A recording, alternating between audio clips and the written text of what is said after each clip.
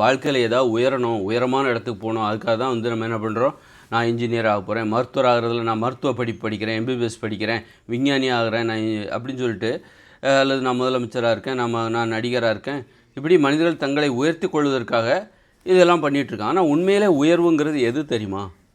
பிறரை அடிமைப்படுத்தாமல் இருப்பது, பிறருக்கு அடிமையாகாமல் இருப்பது, இதுதான் உயர்வு. அப்படின்னா நீ ஒரு டாக்டர் ஆகிற, இன்ஜினியராக, விஞ்ஞானி ஆகிற அப்படின்னா நீ எப்படி பிறரை அடிமைப்படுத்தாமல் இருக்க முடியும்? உனக்கு தான் 4 பேர் வேலை பார்க்குறாங்களே, 4 நர்ஸு வேலை பார்ப்பாங்க, செவிலியர்கள் வேலை பார்ப்பாங்க. அப்புறம் நீ ஒரு மருத்துவமனையில் டாக்டராக இருக்கிற அப்படின்னா உனக்கு எத்தனை பேர் இருக்காங்களே. அப்போ பிறரை அடிமைப்படுத்தி தான் பிறருடைய தாழ்வு நிலைகளுக்கு அதை மேலே தான் நீ உட்கார்ந்துருக்கிற, ஒரு மருத்துவர்னு உட்கார்ந்துருக்க. அல்லது நீ ஒரு செவிலியர் ஆகணும்னு நினைக்கிற, உன்னை உயர்த்தி கொள்வதற்காக நீ செவிலியர் ஆகணும்னு நினைக்கிற அப்படின்னா உனக்குள்ள நிறைய பேர் இருக்கிறாங்களே. அப்போ அப்படியெல்லாம் இல்லை. அப்போ நீ யாரையும் அடிமைப்படுத்தக்கூடாது. அடிமைப்படுத்தாமல் நீ அதான் உயர்வான நிலைங்கிறது. அது நீ யாருக்கும் அடிமையாக இருக்காத. ஒரு மருத்துவராக இருந்தாலும் அவருக்கு மேலே ஒரு தலைமை மருத்துவர் இருப்பார், அதாவது ஒரு செவிலியர்னால் அவங்களுக்கு மேலே மருத்துவர் இருப்பார். அப்போ உனக்கு மேலேயும் யார் இருக்கக்கூடாது, உனக்கு கீழே யார் இருக்கக்கூடாது. நீ தனித்து இருப்பது தான். அடிமைத்தனங்களிலிருந்து விடுபடு. இதெல்லாம் அடிமைத்தனம், ஏற்றுக்கொள்ளப்பட்ட அடிமைத்தனம். இது எப்படி அடிமைத்தனம்? ஆமாம், இது அடிமைத்தனம் தான்.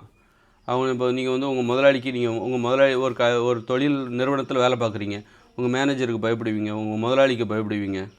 அதுவே நீங்கள் தனியாக ஒரு விவசாயம் பார்க்குறீங்கன்னு வச்சுக்கோங்க, அந்த விவசாய நிலத்தில் வர்றதை உங்களுக்கு நீங்கள் சாப்பிட்டுக்கிறீங்க அப்படின்னா அங்கே தான் சுதந்திரம் இருக்குது. யாருக்கும் நீங்கள் பயப்பட போகிறதில்ல, அந்த பயங்கிறது இல்லை. அந்த முதலாளிக்கு இப்போ ஒரு நிறுவனத்தில் வேலை பார்க்குறீங்க அப்படின்னா அந்த முதலாளிக்கு பயந்துக்கிட்டே வேலை பார்த்துட்ருப்பீங்க. அவர் என்ன சொல்லுவார்? அவர் உங்களை முழுவதும் கட்டுப்படுத்துவார். என்ன நீங்கள் ரொம்ப அரசியல் பேசுகிறீங்க, உங்களை பார்த்தேன், நான் அங்கே ஒழுங்காக இருந்தீங்கன்னா தான் இந்த கம்பெனியில் வேலை பார்க்க முடியும் அப்படிங்கிற அளவுக்கு உங்களை கட்டுப்படுத்துவார், உங்களை பயமுறுத்துவார். அதே நேரத்தில் நீங்கள் ஒரு தோட்டத்தில் வேலை பார்க்குறீங்கன்னு வச்சுக்கோங்க, உங்கள் நிலத்தில் நீங்கள் வேலை பார்க்குறீங்கன்னா உங்களை யாரும் பயமுறுத்த முடியாது. என்ன நீங்கள் அரசியல் பேசுகிறீங்களாமே, நீங்கள் ஒரு விவசாயி தானே, உங்கள் தோட்டத்தில் தானே நீங்கள் வேலை பார்க்குறீங்க, இனிமேல் இந்த மாதிரி அரசியல் பேசக்கூடாது அப்படின்னா இப்போ எல்லாருமே சிரிப்பாங்க. அப்படி சொல்கிறவங்கள பார்த்து சிரிப்பாங்க. ஆக இந்த மாதிரி நீங்கள் இன்னொருத்தர் கீழே இருக்கும்போது அவங்க முழுக்க உங்களை கட்டுப்படுத்த ஆரம்பிச்சிருவாங்க. எல்லா வகையிலையும் நீங்கள் எப்படி வாழணுங்கிற கொண்டு அவங்க தீர்மானிப்பாங்க. இப்போ அரசு ஊழியராக இருந்தால் அவர் அரசியல் பேசக்கூடாது, அரசியலில் ஈடுபடக்கூடாது, அரசியல் இயக்க சமூக பிரச்சனைகளை பற்றி எதுவுமே பேசக்கூடாது அப்படின்னு உங்களுடைய பேச்சுரிமைங்கிறதே பார்த்தீங்கன்னா, உங்களுடைய ஒரு ஆசிரியர்னா என்ன, உன்னுடைய சப்ஜெக்டை பற்றி மட்டுமே நீ பேசு, அதுவும் இவங்களோட மாணவர்கள்ட்ட மட்டும் பேசு. அந்த மாதிரி தான் அவங்க என்ன பண்ண, மற்ற எதுவுமே உனக்கு இருக்கக்கூடாது. உலகத்தில் என்ன அநியாயம் நடந்தாலும் சரி, என்ன வேணாலும் அதை பற்றி நீ சிந்திக்கவே கூடாது, உன் சப்ஜெக்டை மட்டும் பற்றி பேசு. அந்த மாதிரி இப்படி தான் அது மாதிரி ஒரு பெண் ஆணுக்கு அடிமையாக இருக்கான்னா அப்போ அந்த ஆணுக்கு பயந்துக்கிட்டு ஆண் எல்லாத்தையும் தீர்மானிப்பான். நீ என்ன பேசணும் பேசக்கூடாது அப்படிங்கிறத அந்த ஆண் இந்த பெண்ணை தீர்மானிப்பான்.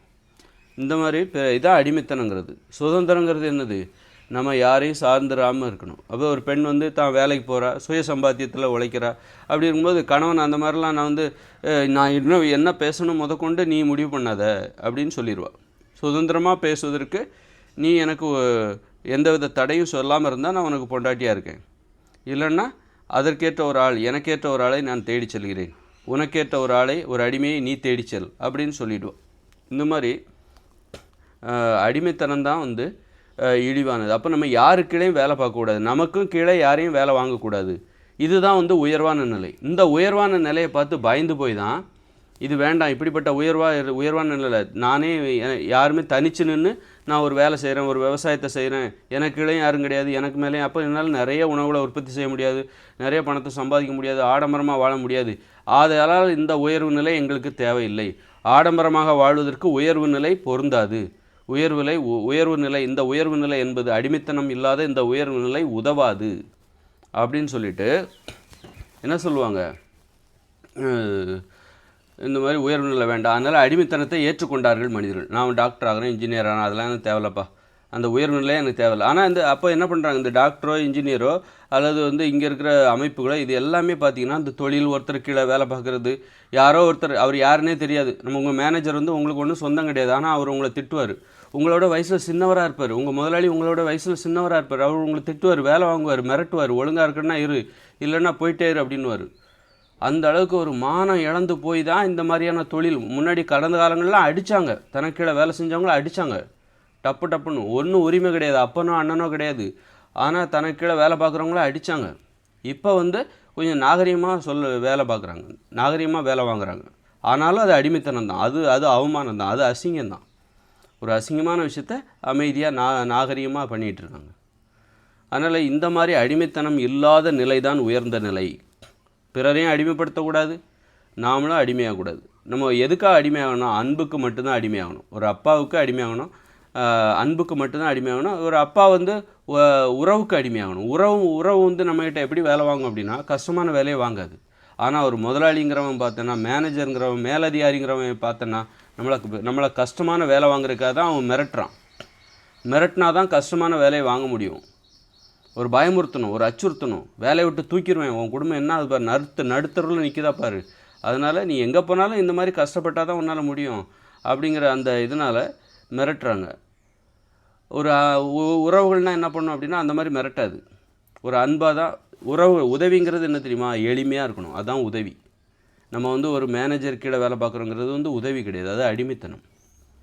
உதவிங்கிறது எளிமையாக, செய்வதற்கு எளிமையாக இருக்கும். ஒரு அம்மாவுக்கு ஒரு மகன் செய்கிற உதவி என்பது எளிமையாக இருக்கும். ஒரு அம்மா என்ன சொல்லுவாங்க? அந்த கூடையில் இருக்க பழத்தை எடுத்துகிட்டு வாடா, கடையில் போய் இதை வாங்கிட்டு வாடா அப்படின்னு அம்மா வந்து சொல்லுவாள். அது எளிமையாக இருக்கும். அது அன்பை அடிப்படையாக கொண்டு பிறரிடம் நாம் பெறுகிற இந்த உதவி என்பது எளிமையாக இருக்கும். இது வந்து ஒரு முதலாளி நம்மளை வேலை வாங்குறது, மேலதிகாரி நம்மளை வேலை வாங்குறது, இதெல்லாம் பார்த்திங்கன்னா அச்சுறுத்தலை அடிப்படையாக கொண்டது, மிரட்டலை அடிப்படையாக கொண்டது.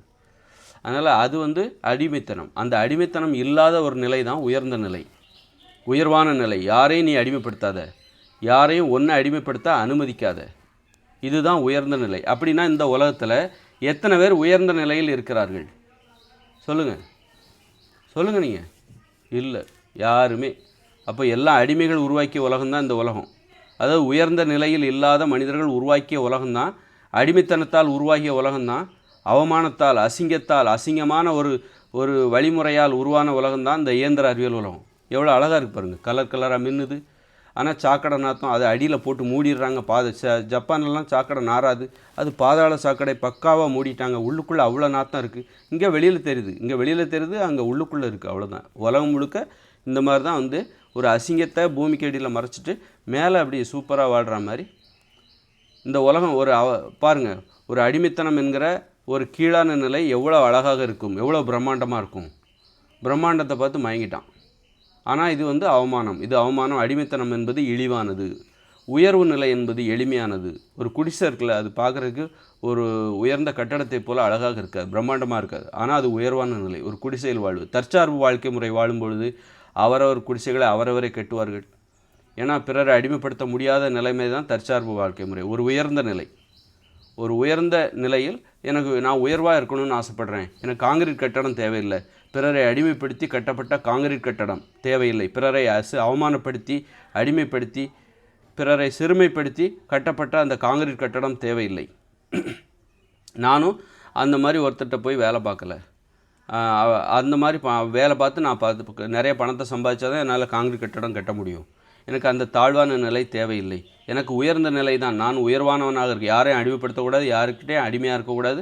அப்படிப்பட்ட என்னால் எனக்கு குறைந்த வருமானம் தான் வரும். அப்போ அதை வச்சுக்கிட்டு நான் வந்து ஒரு குடிசையை கட்டிக்கிறேன், நானே கட்டிக்கிறேன். இதுதான் தற்சார்பு வாழ்க்கை முறைக்கான அவசியம். ஏன்னா தற்சார்பு வாழ்க்கை முறை எதிர்காலத்தில் ஏன் வரப்போகுதுன்னா அதுதான் உயர்ந்த நிலை. அந்த உயர்வான நிலை தான் தற்சார்பு வாழ்க்கை முறை.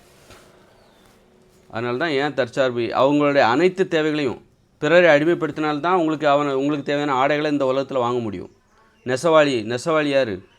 அவங்க ஒரு மறைமுகமான அடிமை. நம்ம தேவைகளை பூர்த்தி செய்கிற அவர் அடிமை. அவருக்கு தேவையான, நீங்கள் உங்கள் தொழில் மூலமாக அவருக்கு தேவையான ஒன்றை செய்வீங்க. நீங்கள் ஒரு மளிகை கடை வச்சுருப்பீங்க, உங்கள் நெசவாளி உங்கள் கடையில் வந்து பொருள் வாங்குவார், நீங்கள் அவருக்கு அடிமை, உங்களுக்கு அவர் அடிமை. இது ஒரு தாழ்வு நிலை. அது மாதிரி நெசவாளிகிட்ட நீங்கள் மிரட்டுவீங்க, ஒழுங்காக தைக்கலைன்னா, ஒழுங்காக நெசவு செய்யலைன்னா உங்கள் ஆடையை நாங்கள் வாங்க மாட்டோம். அப்போ நீங்கள் உங்கள் முதலீடெல்லாம் வீணாக போயிடும், அவ்வளோதான், கடனாளி ஆகிடுவீங்க, தொடர்ந்து தொழில் பண்ண முடியாது, உங்கள் வாழ்க்கை வீணாக போயிடும். அப்படி மறைமுக அச்சுறுத்தலை நாம் நெசவாளிக்கு விடுக்கிறோம். இப்படி யாரும் எங்களை அச்சுறுத்த வேண்டாம். இதெல்லாம் அடிமைத்தனத்தின் அடிப்படையாக கொண்ட ஒரு அச்சுறுத்தல். அடிமைத்தனமே அச்சுறுத்தலை அடிப்படையாக கொண்டது தான். ஒரு மருத்துவர், அவரும் அச்சுறுத்தலை அடிப்படையாக கொண்டு தான் அந்த மருத்துவத்தை பார்க்குறாரு. ஒழுங்காக மருத்துவம் பார்த்தீங்கன்னா நீங்கள் தொழிலை கடைசி வரைக்கும் பண்ணுவீங்க, இல்லைன்னா உங்களால் மருத்துவத்தை பண்ண முடியாது, நீங்கள் ஒரு நல்ல டாக்டர் கிடையாதுன்னு எல்லோரும் முடிவு பண்ணிடுவாங்க. தப்பாக சிகிச்சை கொடுத்தீங்கன்னா ஏதாவது ஆகி போச்சுன்னா உங்களை வந்து நாங்கள் அடிக்க வருவோம். அதனால் பயந்துக்கிட்டே தான் அந்த டாக்டர் வந்து மருத்துவம் பார்த்துக்கிட்டே இருப்பாங்க.